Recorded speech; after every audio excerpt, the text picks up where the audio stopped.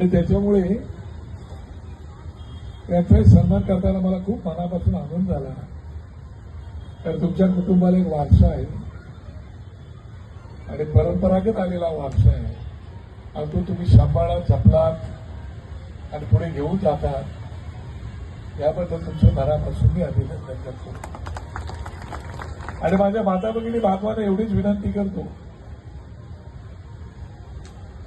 की आपण जो हा एकोपा टिकवलेला तो भविष्यातही एकोपा असा टिकून ठेवा. येणारा काळ हा आपल्यासाठी फार गंभीर आहे, धोक्याचा आहे, भविष्याला इशारा देणारा असा काळ आहे. आणि म्हणून मराठी माणसाने आणि समस्त महाराष्ट्राने प्रेम करणारा जो जो खान साहेबांसारखा माणूस असेल त्या सगळ्यांना माझी विनंती आहे की बाबा आता जागा हो. रात्र वैऱ्याची आहे. या महाराष्ट्राचे लचके तोडायला खूप लोक टपलेले आहे. मुंबई सहित महाराष्ट्रामधला हा असणारा कोपरा हा सुद्धा तोडायला मागे पुढे पाहणार नाही. तशा प्रकारचं त्यांचं कामकाज सुरू झालेलं आहे. आणि म्हणूनच मला आजही आठवतंय बाळासाहेबांचा शिवसैनिक म्हणून आम्ही या मुंबईमध्ये हटाव लुंगी बजाव पुंगी असं आंदोलन घेतलं होतं. पण ते नोकरी धंदा या विषयापुरतं मर्यादित होतं. इथं तसं नाहीये. इथं नोकरी धंद्याच्या निमित्ताने येतात आणि इकडच्या जागाच बळकवत आहेत. किंबहुना जागा बळकवत नाहीत तर इकडच्या जागा बळकवून इकडच्या राजकारणात प्रवेश करून इकडच्या लोकांच्या उरावर कसं बसायचं त्याचा जो प्रयत्न चालू आहे तो तुम्हाला उद्ध्वस्त करायचा आहे. म्हणून आता पाहू नका, विचार पण करू नका. राज ठाकरे नावाचा माणूस प्रामाणिकपणे काहीतरी करायचा प्रयत्न करतोय. दुर्दैवाने त्याला यश येत नव्हतं. या ठिकाणी आता अनिल भाऊ तुम्ही बोलला त्याला 4 नगरसेवक आपले निवडून आले होते. आताही तुमचा 4चा प्रभाग आहे. आमचा तर मुंबईत 1चा प्रभाग आहे. आमच्याकडे तारेवरची कसं सगळी चालू आहे आणि काय काय करतात तुम्हाला काय सांगणार असं मी त्या विषयात जात नाही. पण मी आज तुम्हाला मुद्दाम शुभेच्छा देण्यासाठी आलो. मीरा भाईंदरमधील नवघर भागातील सगळ्या माता भगिनी बांधवांचं दर्शन घेण्यासाठी आलो. आपण ज्या आनंदाने त्या प्रेमाने माझं स्वागत केलं त्याबद्दल मी तुम्हाला मनापासून आभार मानतो.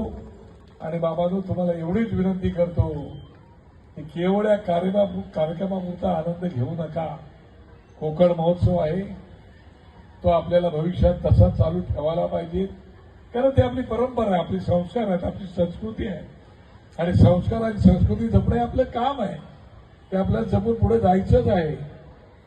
पण हे जपत असताना आपली जमीन ही कुणाच्याही अधिपत्याखाली येणार नाही एवढी मात्र काळजी घ्यायला पाहिजे.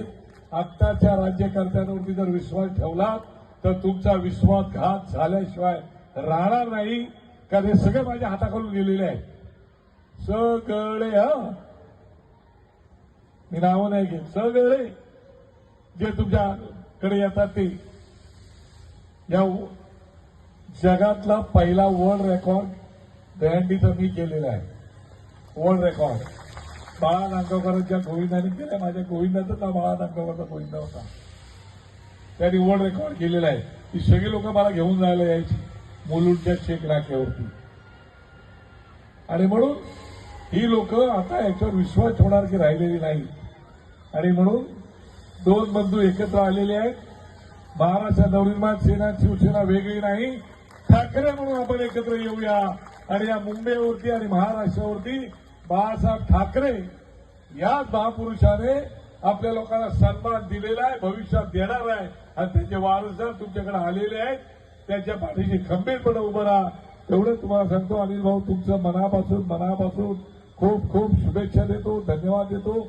आपलं प्रेम असंच ठाकरे कुटुंबावरती ठेवा एवढीच विनंती करतो.